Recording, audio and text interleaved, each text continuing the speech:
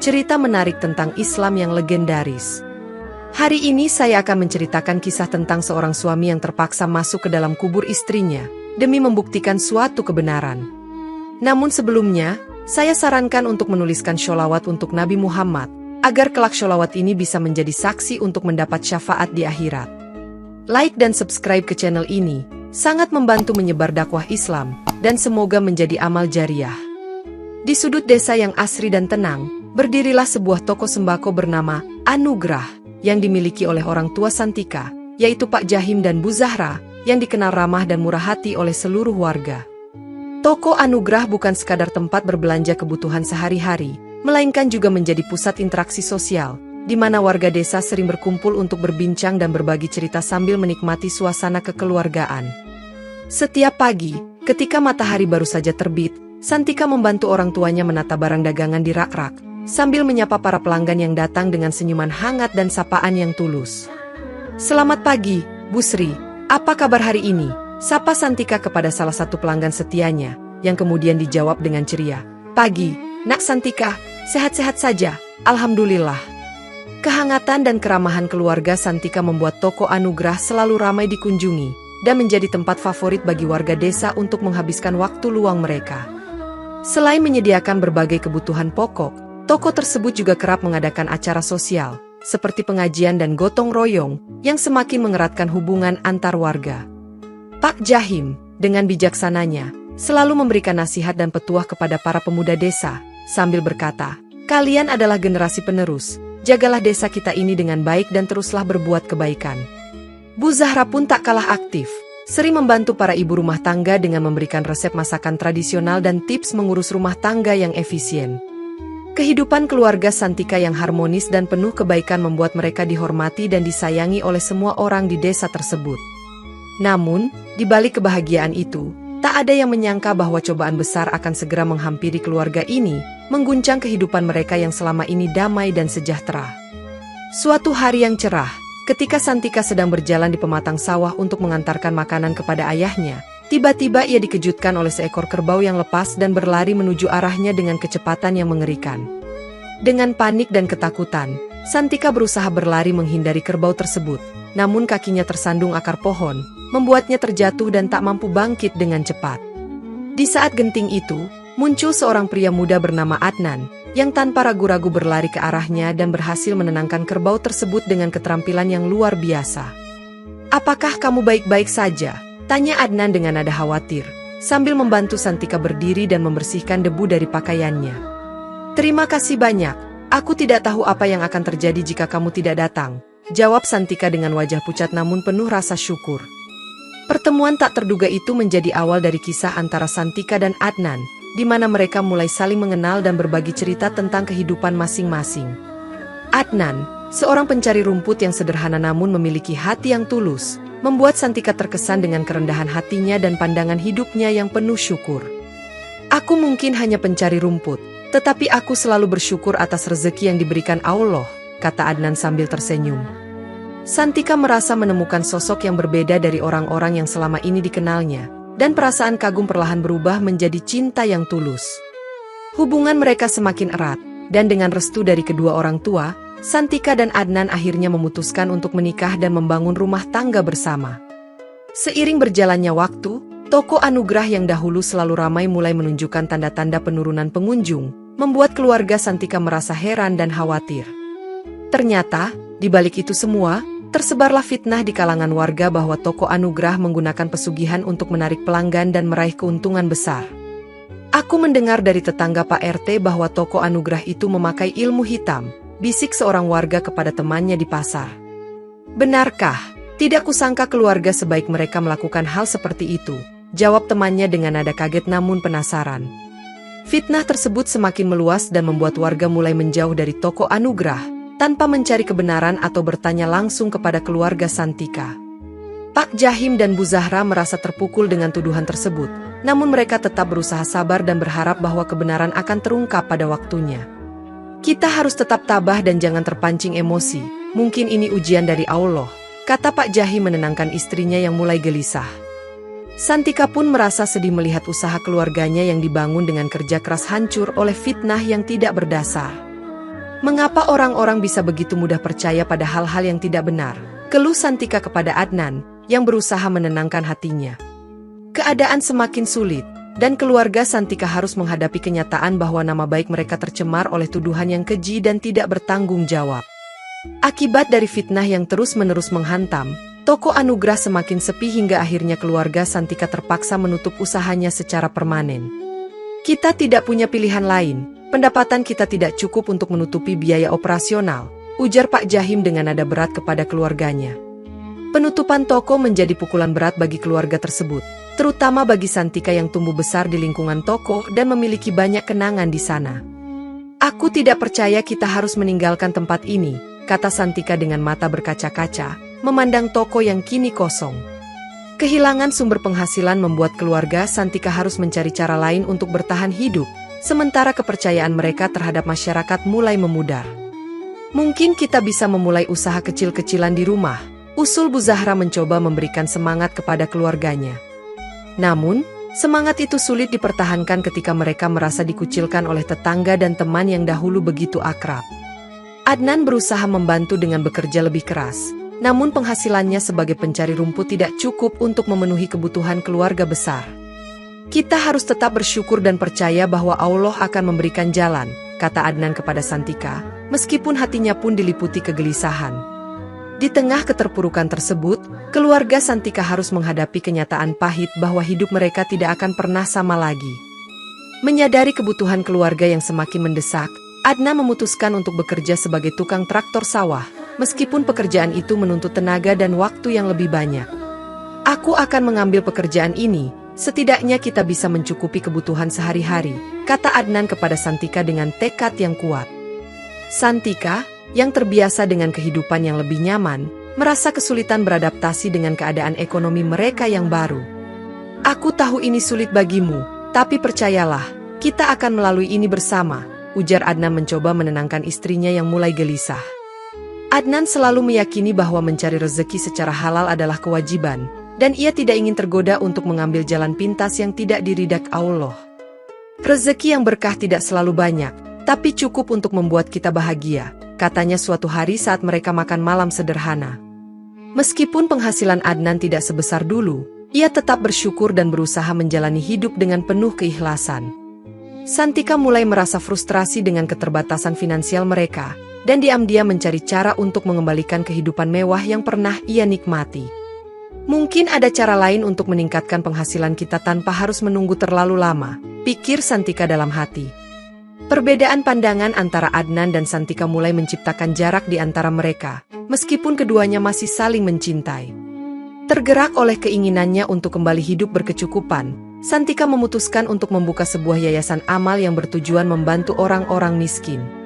Dengan pengalaman kita, aku yakin kita bisa mengelola yayasan ini dengan baik, kata Santika kepada Adnan, mencoba meyakinkan suaminya. Adnan sempat ragu, namun akhirnya setuju dengan harapan bahwa yayasan tersebut dapat memberikan manfaat bagi banyak orang. Asalkan kita menjalankannya dengan jujur dan amanah, aku mendukung idemu, ujar Adnan dengan senyuman. Santika merencanakan untuk mengambil beberapa persen dari sumbangan secara halal untuk biaya operasional dan gaji karyawan, yang dianggapnya sebagai hal yang wajar. Ini adalah praktik umum dalam pengelolaan yayasan, jadi kita tidak perlu khawatir, kata Santika saat berdiskusi dengan timnya. Yayasan tersebut mendapat sambutan positif dari masyarakat, yang melihatnya sebagai upaya mulia untuk membantu sesama. Donasi pun mulai mengalir, dan Santika merasa optimis bahwa usahanya akan berhasil mengangkat kembali taraf hidup keluarganya. Akhirnya, kita bisa melakukan sesuatu yang berarti sekaligus memperbaiki keadaan kita, pikir Santika dengan penuh semangat. Namun, di balik itu semua, ambisi pribadi Santika mulai tumbuh, mengaburkan niat awalnya yang tulus. Teringat akan pengalaman pahit dijahati oleh orang lain, Santika mulai membenarkan tindakan-tindakan yang sebenarnya tidak etis demi mencapai tujuannya. Dalam dunia ini, kadang kita harus mengorbankan sesuatu untuk bertahan hidup, pikirnya sambil menatap cermin dengan tatapan kosong. Prinsip baru tersebut membuat Santika semakin berani mengambil langkah-langkah yang meragukan dalam menjalankan yayasannya. Selama tujuan kita baik, cara apapun bisa dibenarkan, katanya kepada salah satu karyawan yang mempertanyakan kebijakannya. Adnan mulai merasakan perubahan dalam diri Santika, namun ia tidak ingin memperkeruh suasana dengan menegurnya secara langsung. Mungkin dia hanya stres dengan tanggung jawab yang besar, pikir Adnan mencoba memahami istrinya. Santika mulai mengambil keputusan tanpa berkonsultasi dengan Adnan, merasa bahwa ia lebih tahu apa yang terbaik untuk yayasan. Aku harus memegang kendali penuh jika ingin yayasan ini sukses, ujarnya dalam hati. Ambisi dan keinginannya untuk kembali hidup mewah membuat Santika mengabaikan nilai-nilai moral yang selama ini ia pegang. Tanpa disadari, Santika mulai berjalan di jalur yang berbahaya, yang dapat menghancurkan dirinya dan orang-orang di sekitarnya. Untuk meningkatkan keuntungan pribadi, Santika memutuskan untuk memecat semua tenaga ahli dan penasihat di yayasan, menggantikan mereka dengan orang-orang yang kurang berkompeten namun bergaji rendah. Dengan memangkas biaya karyawan, kita bisa mengambil lebih banyak dana untuk operasional, kata Santika kepada manajer keuangannya. Keputusan tersebut menimbulkan kekhawatiran di antara staf, namun mereka tidak berani mengungkapkannya secara terbuka. Apakah ini langkah yang tepat? Bagaimana dengan kualitas program kita? Tanya salah satu staf kepada rekannya secara diam-diam. Kita hanya bisa mengikuti perintah, lagi pula kita butuh pekerjaan ini, jawab rekannya dengan nada pasrah. Pergantian tenaga ahli membuat operasional yayasan menjadi kacau, program-program bantuan tidak berjalan efektif, dan keluhan mulai muncul dari para penerima manfaat. Mengapa bantuan yang dijanjikan belum juga datang? Keluh seorang warga kepada petugas yayasan. Santika mengabaikan semua tanda-tanda tersebut, fokus utamanya adalah meningkatkan keuntungan dan memenuhi ambisi pribadinya. Adnan mulai menyadari ada yang tidak beres, namun setiap kali ia mencoba membicarakannya, Santika selalu menghindar. Aku harap kamu tahu apa yang kamu lakukan, kata Adnan dengan nada khawatir. Namun Santika hanya menjawab singkat, percayalah padaku. Di tengah kesibukan mereka, kabar duka datang menghampiri. Pak Jahim, ayah Santika, ditemukan meninggal dunia secara mendadak di kamarnya. Ayah, tidak mungkin, teriak Santika dengan air mata mengalir deras saat mendengar kabar tersebut. Keluarga dan kerabat segera berkumpul, mencoba memberikan dukungan dan penghiburan kepada Santika dan ibunya. Dokter menyatakan bahwa penyebab kematian adalah serangan jantung, namun Santika merasa ada sesuatu yang tidak wajar. Ayah tidak pernah memiliki riwayat penyakit jantung, ini pasti ada yang tidak beres, katanya kepada Adnan dengan nada curiga. Adnan mencoba menenangkan Santika, kita harus menerima takdir ini dengan ikhlas, mungkin ini sudah kehendak Allah. Namun, perasaan curiga dan gelisah terus menghantui Santika, membuatnya sulit menerima kenyataan tersebut. Aku akan mencari tahu apa yang sebenarnya terjadi, tekadnya dalam hati, meskipun tidak tahu harus mulai dari mana. Kematian ayahnya menjadi pukulan berat, menambah beban pikiran yang selama ini sudah memenuhi kepalanya. Di tengah duka yang mendalam, Santika harus tetap menjalankan yayasan, meskipun hatinya sedang hancur berkeping-keping. Belum selesai masa berkabung atas kepergian ayahnya, 3 hari kemudian Santika harus menerima kenyataan pahit bahwa ibunya, Bu Zahra, juga meninggal dunia secara mendadak. Tidak, ini tidak mungkin terjadi, jerit Santika saat mendapatkan kabar tersebut, merasa seolah-olah dunianya runtuh. Kematian kedua orang tuanya dalam waktu yang berdekatan membuat Santika semakin tenggelam dalam kesedihan dan keputusasaan. Mengapa semua ini terjadi padaku? Tangisnya kepada Adnan, yang berusaha keras untuk memberikan dukungan. Adnan pun merasa terpukul, namun ia mencoba tetap tegar demi Santika, meskipun hatinya juga diliputi kesedihan yang mendalam. Kita harus kuat sayang, mungkin ini ujian dari Allah, kata Adnan sambil memeluk Santika dengan penuh kasih. Santika mulai merasa bahwa ada sesuatu yang tidak beres dengan kematian kedua orang tuanya, dan kecurigaannya semakin besar.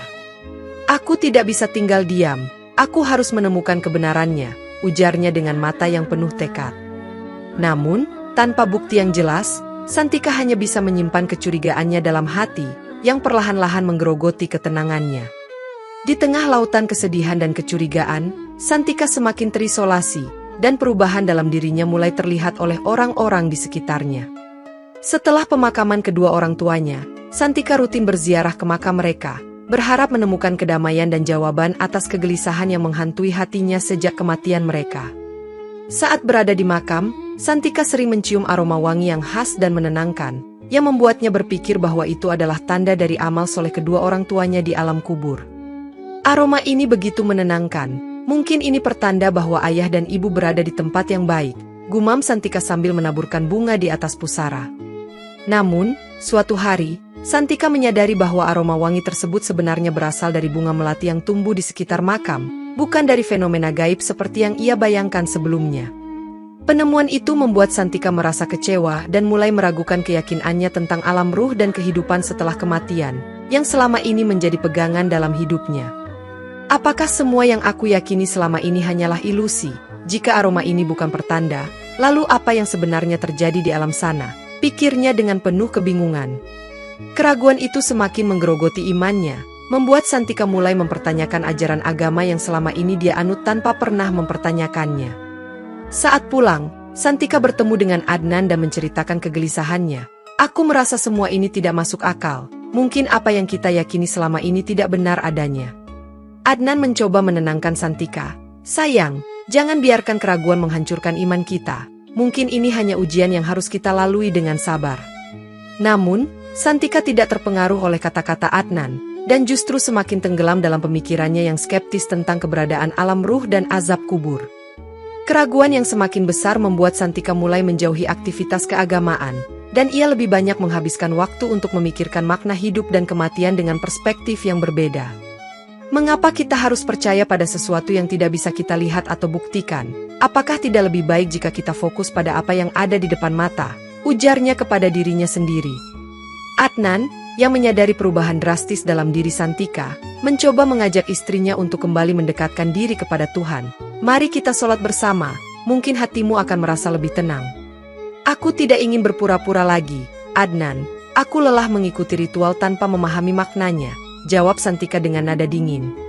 Perdebatan antara mereka semakin sering terjadi, dan jarak di antara keduanya semakin lebar, membuat hubungan mereka berada di ujung tanduk. Kau berubah, Santika. Ini bukan dirimu yang aku kenal, kata Adnan dengan nada sedih. Namun Santika hanya membalas, mungkin inilah diriku sebenarnya. Santika mulai mencari bacaan dan pemikiran yang mendukung skeptisismenya, semakin menjauhkannya dari ajaran agama yang selama ini menjadi fondasi hidupnya. Aku menemukan banyak hal yang membuatku semakin yakin bahwa kita tidak perlu terikat oleh dogma, ungkap Santika kepada Adnan, yang hanya bisa menghela napas panjang.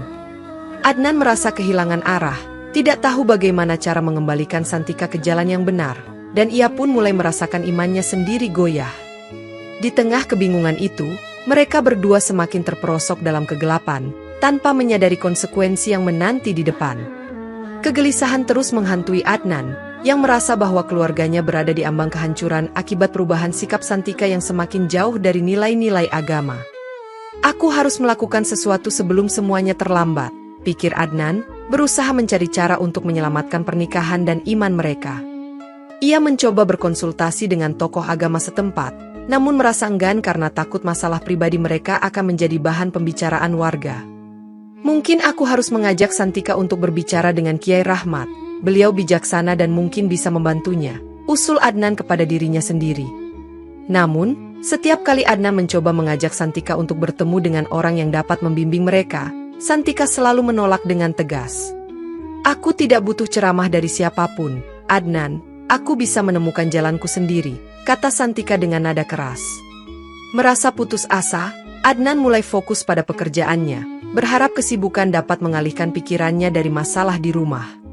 Namun, semakin ia mencoba menghindar, semakin besar pula jarak antara dirinya dan Santika, membuat komunikasi di antara mereka nyaris terputus. Suatu malam, Adnan mencoba membuka hati kepada Santika. Aku merindukan kita yang dulu, bisakah kita mencoba untuk memperbaiki semuanya? Santika hanya menatapnya dengan pandangan kosong. Aku tidak bisa kembali ke masa lalu, Adnan. Kita harus menerima kenyataan bahwa semuanya telah berubah. Di tengah ketegangan yang belum mereda, kabar duka kembali menghampiri. Orang tua Adnan ditemukan meninggal dunia secara bersamaan di rumah mereka. Tidak mungkin, bagaimana ini bisa terjadi? Adnan terjatuh lemas saat mendengar kabar tersebut, merasa dunia seolah runtuh di hadapannya. Hasil pemeriksaan menunjukkan bahwa mereka diracun oleh seseorang, namun pelakunya tidak diketahui, menambah misteri di balik kematian tragis itu. Siapa yang tega melakukan ini kepada orang tuaku? Tangis Adnan, sementara Santika hanya diam tanpa ekspresi, tenggelam dalam pikirannya sendiri. Polisi melakukan penyelidikan, namun tidak menemukan petunjuk yang signifikan, membuat kasus tersebut menemui jalan buntu. Lebih mengejutkan lagi, ada indikasi kuat bahwa kematian orang tua Santika juga disebabkan oleh racun, membuat semuanya semakin membingungkan. Apakah ini kebetulan atau ada seseorang yang mengincar keluarga kita? Tanya Adnan kepada Santika, yang masih terlihat acuh tak acuh. Mungkin ini hukuman atas dosa-dosa kita, jawab Santika dengan nada datar, membuat Adnan terkejut dengan responnya. Perkataan Santika membuat Adnan semakin terpukul, dan ia mulai mempertanyakan imannya, merasa bahwa Tuhan tidak adil membiarkan semua ini terjadi. Jika Tuhan benar-benar ada, mengapa Dia membiarkan kita menderita seperti ini? Pikir Adnan, mulai meragukan keyakinannya sendiri. Kematian orang tuanya dan sikap Santika yang semakin dingin membuat iman Adnan goyah, dan ia mulai menjauh dari ibadah yang selama ini rutin dijalankannya. Apa gunanya berdoa jika akhirnya kita tetap menderita? Mungkin Santika benar, gumamnya sambil menatap kosong ke arah langit. Santika menyadari perubahan dalam diri Adnan dan melihatnya sebagai kesempatan untuk mengajak suaminya mengikuti pemikirannya. Kau mulai memahami apa yang selama ini aku rasakan kan? Tanya Santika dengan senyum tipis. Mungkin kau benar, aku lelah berharap pada sesuatu yang tidak pasti, jawab Adnan dengan nada putus asa. Keduanya mulai menghabiskan waktu bersama dengan membicarakan hal-hal yang jauh dari nilai-nilai agama, semakin menjauhkan mereka dari jalan yang benar. Kita bisa menciptakan takdir kita sendiri tanpa harus terikat oleh aturan yang membatasi, kata Santika, yang diiyakan oleh Adnan tanpa ragu.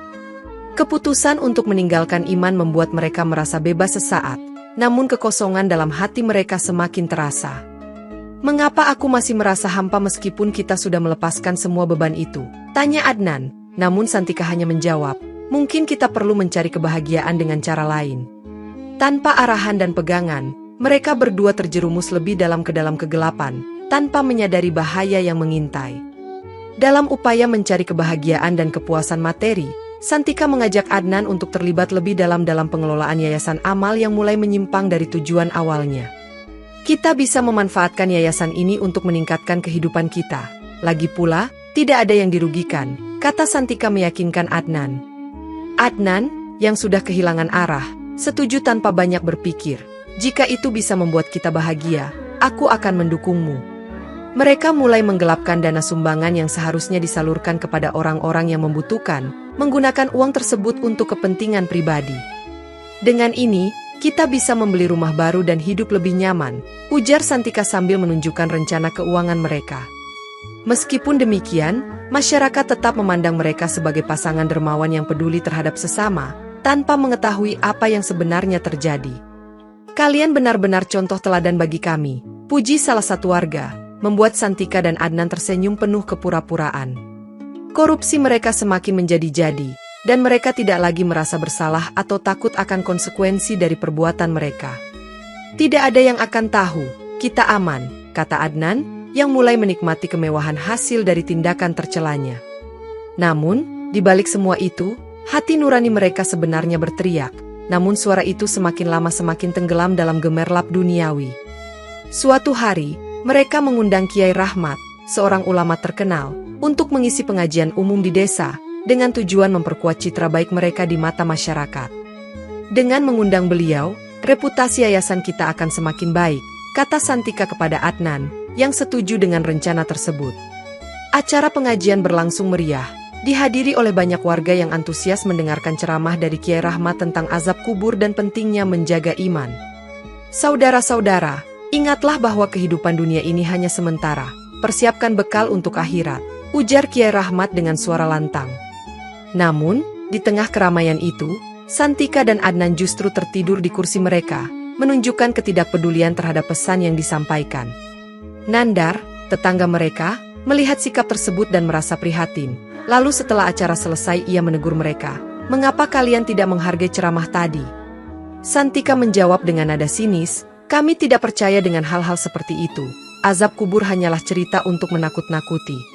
Perdebatan pun terjadi, dengan Nandar berusaha memberikan nasihat, "Kalian harus membuka hati dan menerima kebenaran."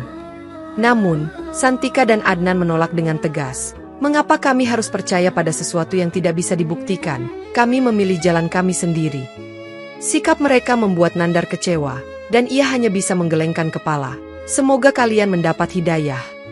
Setelah kejadian di pengajian, hubungan Santika dan Adnan dengan Nandar menjadi tegang.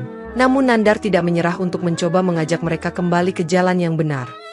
Aku mengerti kalian mengalami banyak cobaan, tapi jangan sampai itu menghancurkan iman kalian, kata Nandar saat bertemu mereka di pasar.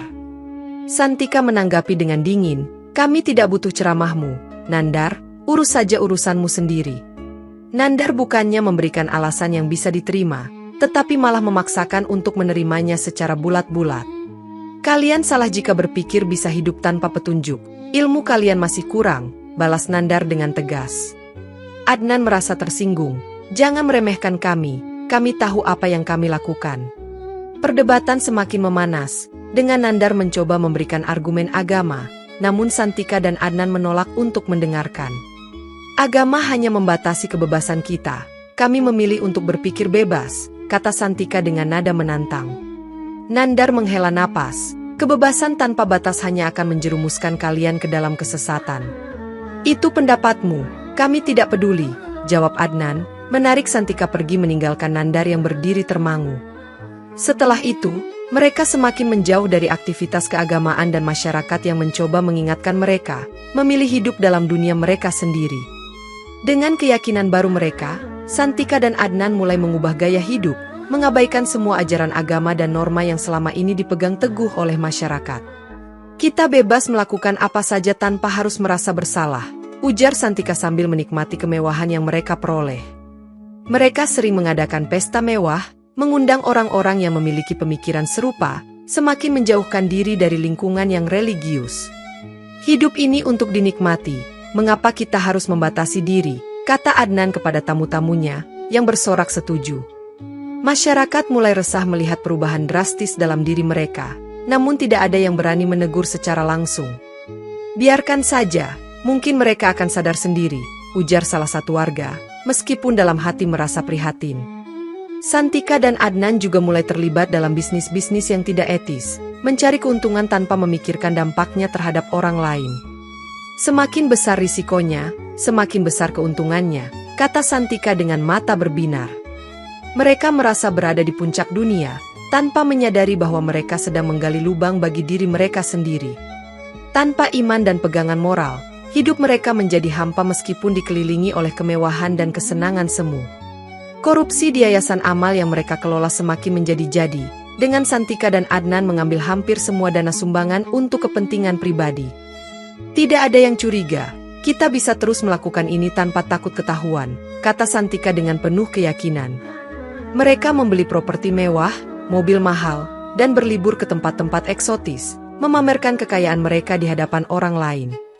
Beberapa staf yayasan mulai curiga, namun mereka diancam untuk tetap diam atau dipecat jika berani membocorkan rahasia. Ingat, kalian bekerja untuk kami, jangan coba-coba bermain api, ancam Adnan kepada salah satu karyawan yang terlihat gelisah.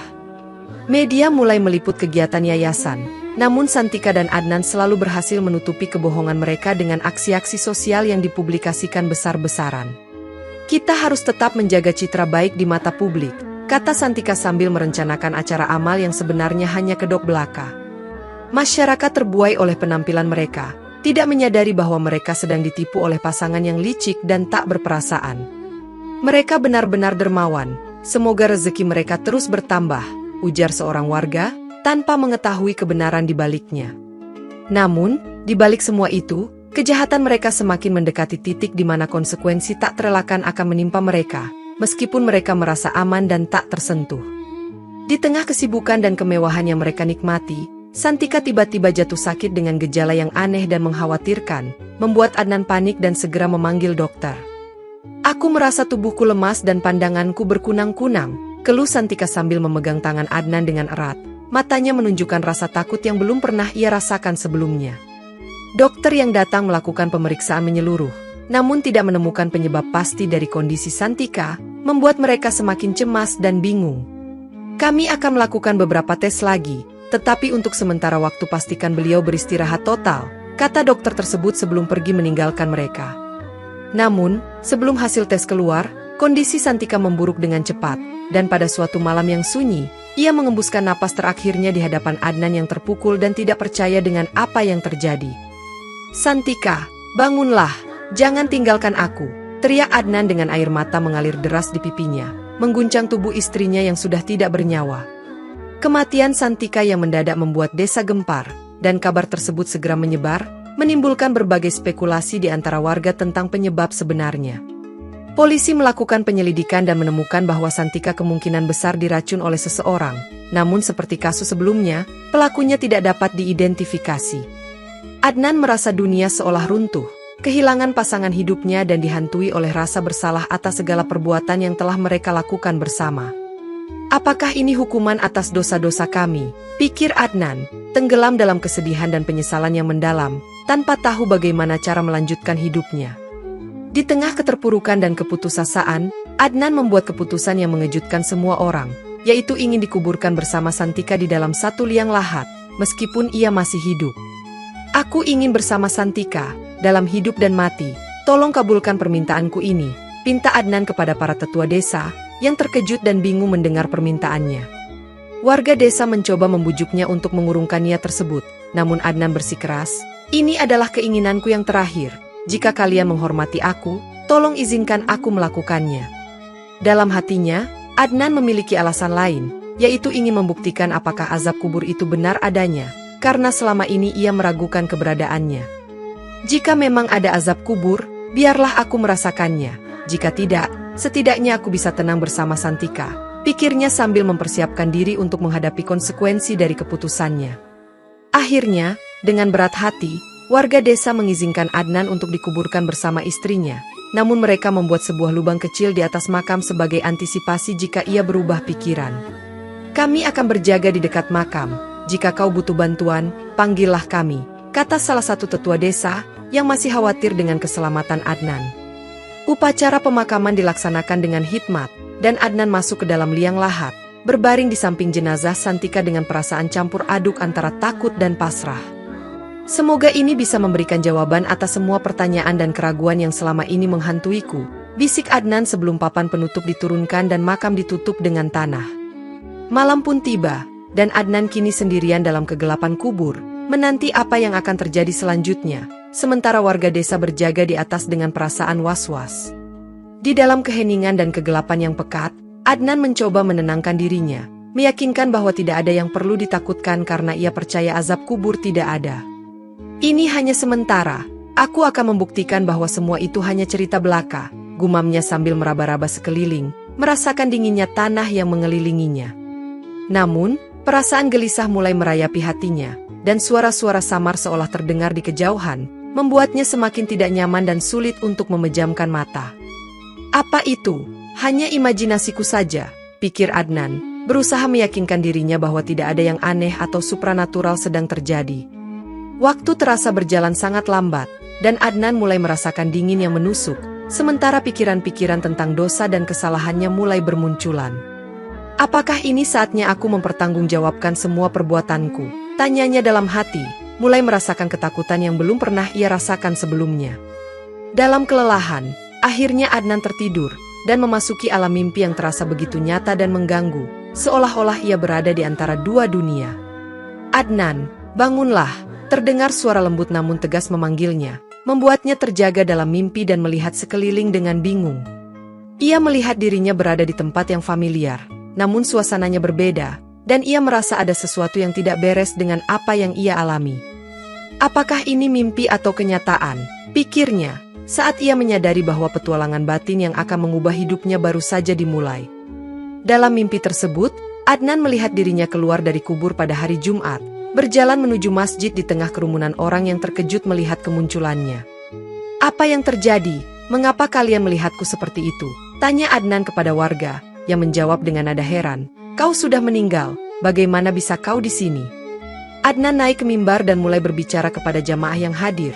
"Saudara-saudara, aku telah berada di alam kubur dan ingin memberitahu kalian bahwa tidak ada azab kubur seperti yang diceritakan." Warga menjadi riuh, dan imam masjid mencoba menenangkan situasi. "Tenanglah, mari kita dengarkan apa yang ingin disampaikan Adnan. Aku telah membuktikan sendiri, selama semalam di dalam kubur, tidak ada yang terjadi padaku," lanjut Adnan dengan penuh keyakinan, merasa bahwa misinya telah berhasil.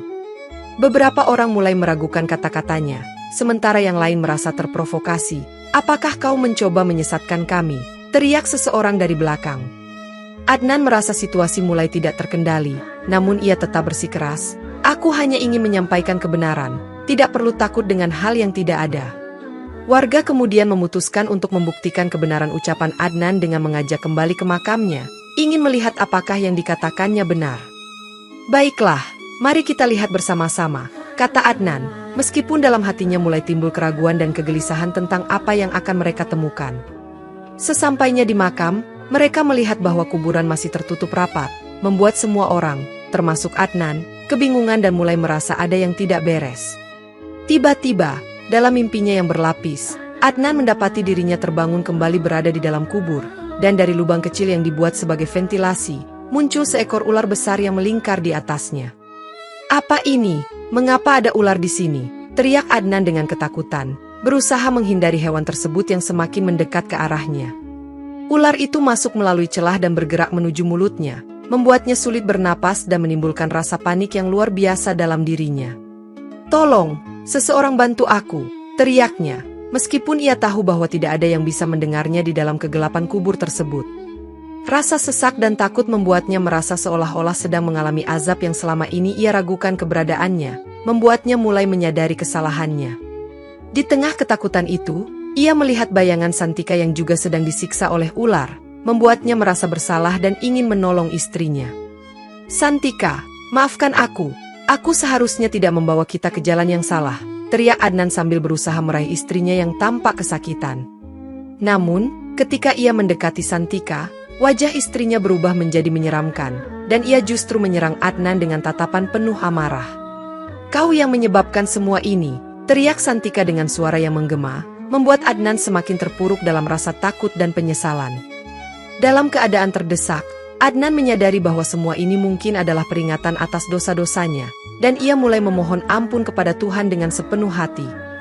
Belum usai dengan teror ular, Adnan kembali terjerumus ke dalam mimpi lain di mana seekor kalajengking raksasa muncul dari dalam tanah, mengarahkan ekornya yang beracun ke arahnya. "Tidak, tolong hentikan semua ini," teriak Adnan, mencoba menghindari serangan dari hewan mengerikan tersebut, namun ruang yang sempit membuatnya tidak bisa bergerak leluasa. Kalajengking itu menyerangnya, dan ia merasakan sakit yang luar biasa saat sengatannya mengenai tubuhnya, seolah-olah racun menyebar ke seluruh tubuhnya.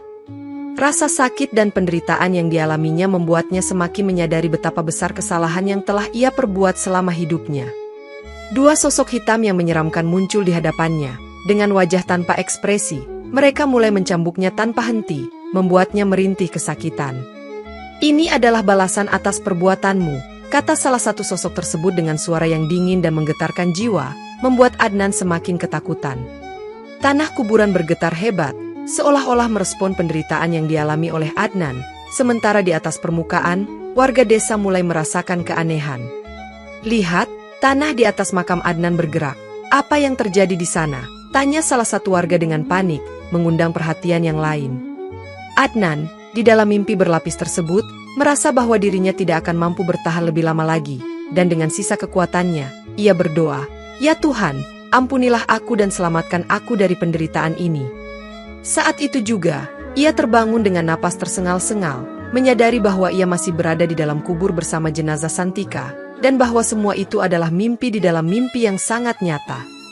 Adnan mencoba menenangkan dirinya, namun tubuhnya gemetar dan keringat dingin mengucur deras, membuatnya sulit untuk berpikir jernih tentang apa yang baru saja dialaminya. "Apakah semua itu hanya mimpi? Mengapa terasa begitu nyata?"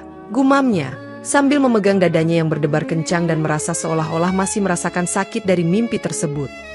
Ia mulai mendengar suara dari atas makam, suara orang-orang yang berbicara dengan nada panik, membuatnya bertanya-tanya apa yang sedang terjadi di luar sana. "Apakah mereka bisa mendengarku? Mungkin aku harus memanggil mereka," pikir Adnan, dan dengan suara lemah ia berteriak, "Tolong, tolong aku." Warga yang berjaga di atas makam mendengar suara lemah tersebut dan semakin panik. Ada suara dari dalam, "Cepat, kita harus membukanya." Sementara itu, Adnan merasa bahwa udara semakin tipis dan sulit bernapas, membuatnya semakin panik dan takut akan keselamatannya. "Ya Tuhan, jika Engkau masih memberiku kesempatan, aku berjanji akan memperbaiki semua kesalahanku," doa Adnan dengan tulus, berharap masih ada harapan baginya. Tanah di atas makam mulai dibongkar oleh warga, yang bekerja dengan cepat untuk menyelamatkan Adnan dari situasi yang mengerikan tersebut. "Bertahanlah, Adnan, kami akan segera membawamu keluar," teriak salah satu warga, memberikan semangat kepada Adnan yang hampir kehilangan kesadarannya. Akhirnya, papan penutup berhasil diangkat, dan Adnan ditarik keluar dari liang lahat, dalam keadaan lemah namun masih bernapas, membuat semua orang lega namun juga bingung dengan apa yang sebenarnya terjadi. Warga segera memberikan pertolongan pertama kepada Adnan, memberinya air dan memastikan bahwa ia bisa bernapas dengan baik setelah pengalaman mengerikan di dalam kubur. "Apa yang terjadi di sana? Mengapa kau berteriak?" tanya salah satu tetua desa dengan nada khawatir, sementara yang lain menatap Adnan dengan penuh perhatian. Adnan menatap mereka dengan mata yang penuh air mata. Aku mengalami mimpi yang sangat buruk, rasanya begitu nyata dan menakutkan."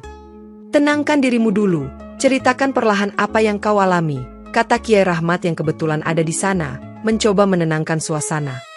Dengan suara bergetar, Adnan mulai menceritakan semua mimpi dan pengalaman yang dialaminya di dalam kubur, termasuk pertemuannya dengan sosok-sosok menakutkan dan penderitaan yang ia rasakan. "Aku menyadari betapa besar kesalahanku. Aku telah meragukan keberadaan azab kubur dan melakukan banyak dosa," ungkapnya dengan penyesalan yang mendalam. Warga mendengarkan dengan seksama, beberapa di antaranya terharu dan merasa iba dengan apa yang telah dialami oleh Adnan. "Yang penting sekarang adalah kau menyadari kesalahanmu dan bertekad untuk berubah," kata Kiai Rahmat, meletakkan tangannya di bahu Adnan dengan lembut. "Kami akan membantumu untuk memperbaiki semuanya. Kau tidak sendirian," tambah salah satu warga, menunjukkan dukungan mereka kepada Adnan. Adnan merasa lega dan bersyukur atas pertolongan dan pengertian yang diberikan oleh warga, membuatnya semakin bersemangat untuk menebus semua kesalahannya. Dengan tekad yang kuat, Adnan memutuskan untuk bertaubat dan memperbaiki segala kesalahan yang telah ia perbuat selama ini, baik kepada Tuhan maupun kepada sesama manusia. "Aku akan membubarkan yayasan amal palsu yang telah kami kelola dan mengembalikan semua dana yang masih ada kepada yang berhak," kata Adnan kepada para warga dan pihak berwenang. Ia juga berinisiatif untuk mengungkap semua kebenaran tentang korupsi dan penipuan yang telah dilakukan, meskipun itu berarti ia harus menghadapi konsekuensi hukum. "Aku siap menerima hukuman atas perbuatanku. Yang penting, aku ingin menebus dosa-dosaku dan memulai hidup baru," ungkapnya dengan tulus di hadapan pengadilan desa. Kiai Rahmat dan beberapa tokoh masyarakat memberikan dukungan moral kepada Adnan, membantu proses taubat dan rehabilitasinya agar dapat kembali diterima oleh masyarakat. Setiap orang berhak mendapatkan kesempatan kedua. Yang terpenting adalah kesungguhan hati untuk berubah, kata Kiai Rahmat dalam sebuah pertemuan komunitas. Adnan mulai aktif dalam kegiatan sosial dan keagamaan, berusaha memberikan kontribusi positif kepada masyarakat dan membantu mereka yang membutuhkan. "Aku ingin mengabdikan diriku untuk kebaikan, sebagai bentuk penebusan atas semua kesalahan yang pernah kulakukan," ujar Adnan dengan semangat baru. Meskipun tidak mudah, perlahan-lahan masyarakat mulai menerima kembali kehadiran Adnan, melihat perubahan nyata dalam sikap dan perbuatannya. Adnan merasa bahwa hidupnya kini memiliki tujuan yang lebih berarti, dan ia bertekad untuk terus berjalan di jalan yang benar, menjauhi segala godaan yang pernah menyesatkannya. Dengan bimbingan dari para tokoh agama dan dukungan masyarakat, Adnan berusaha memperbaiki segala kerusakan yang telah ia dan Santika timbulkan, baik secara materi maupun moral. "Kita perlu membangun kembali kepercayaan masyarakat terhadap lembaga amal. Mari kita dirikan yayasan baru yang benar-benar berfokus pada membantu sesama," usul Adnan dalam sebuah rapat komunitas. Bersama-sama dengan warga, Adnan mendirikan yayasan amal yang dikelola secara transparan dan akuntabel, memastikan bahwa setiap bantuan sampai kepada yang membutuhkan. "Ini adalah langkah awal untuk menciptakan perubahan positif di desa kita," kata Adnan saat peresmian yayasan baru tersebut, disambut tepuk tangan meriah dari para hadirin. Ia juga aktif memberikan edukasi kepada masyarakat tentang pentingnya integritas dan kejujuran, berbagi pengalamannya sebagai pelajaran bagi orang lain. "Jangan pernah tergoda oleh kemewahan sesaat yang dapat menyesatkan kita dari jalan yang benar," pesan Adnan dalam sebuah ceramah di masjid desa. Perubahan positif yang dibawa oleh Adnan membawa dampak besar bagi desa, meningkatkan kesejahteraan dan keharmonisan di antara warga. "Aku bersyukur masih diberikan kesempatan untuk memperbaiki diri dan memberikan manfaat bagi orang lain," pikir Adnan, merasa bahwa hidupnya kini lebih bermakna. Meskipun bayang-bayang masa lalu masih kadang menghantuinya, Adnan tidak membiarkan hal itu menghalangi tekadnya untuk terus maju dan berbuat kebaikan. Terima kasih sahabat Cementil yang telah menyimak cerita ini sampai akhir. Saya harap kalian menyukai cerita yang indah ini. Wallahu a'lam bishawab. Wassalamualaikum warahmatullahi wabarakatuh.